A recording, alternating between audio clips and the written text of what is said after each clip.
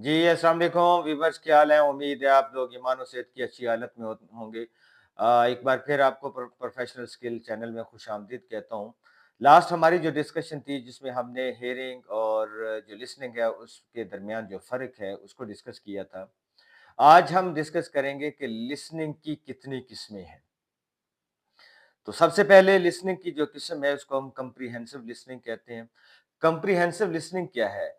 कि जो बोलने वाले का कंटेंट है वो किस हद तक इफेक्टिव है और वो कहना क्या चाहता है और उसके पर्सपेक्टिव में क्या चीजें चल रही हैं और वो उसको बयान किस तरीके से कर रहा है। दूसरी किस्म जो है वो एप्रिशिएटिव लिसनिंग है। जो हमारी लिसनिंग है उसमें बंदा वो सुनना चाह रहा होता है जो उसको पसंद आ रहा होता है।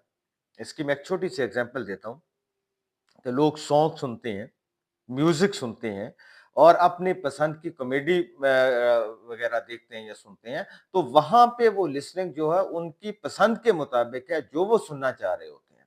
तो इस तरह की लिसनिंग को हम कहते हैं ये अप्रिशिएटिव लिसनिंग है। नेक्स्ट जो थर्ड वन है उसमें हम कहते हैं जी कि ये हमारी जो डिस्कशन है वो एक्टिव डिस्कशन है। अब एक्टिव डिस्कशन में क्या होता है?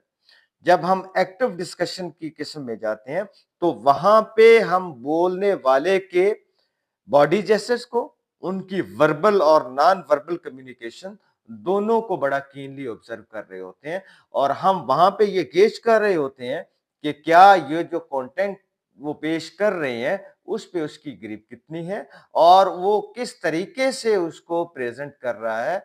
इसको हम कहते हैं कि ये बड़ी एक्टिव डिस्कशन है और ये एक्टिव लिसनिंग जो है वो आगे चलकर हमें डिसीजन मेकिंग में बहुत ज्यादा फ्रूटफुल हमारे लिए होती है।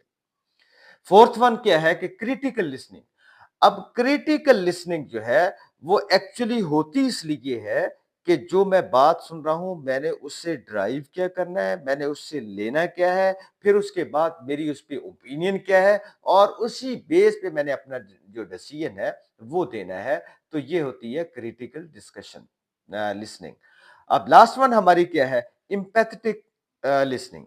अब इम्पैथेटिक लिसनिंग अगर मैं इसको बड़े आसान लफ्जों में बताऊं तो ये वो टूल्स है या वो लिसनिंग है जिसमें हम लोग अगले बंदे के एहसासात, उसके जज्बात, उसकी फीलिंग, उसके साथ उसको सुन रहे होते हैं। मिसाल के तौर पर अगर कोई बंदा अपनी दुख भरी कहानी हमें सुनाना चाह रहा होता है तो डेफिनेटली हमारा सुनने का अंदाज भी उसी तरीके के साथ होगा और वो अंदाज हम क्यों अपनाते हैं? ताकि जिसको सुना जा रहा है और जो सुनने वाला है उसका एक दूसरे पे ट्रस्ट डेवलप हो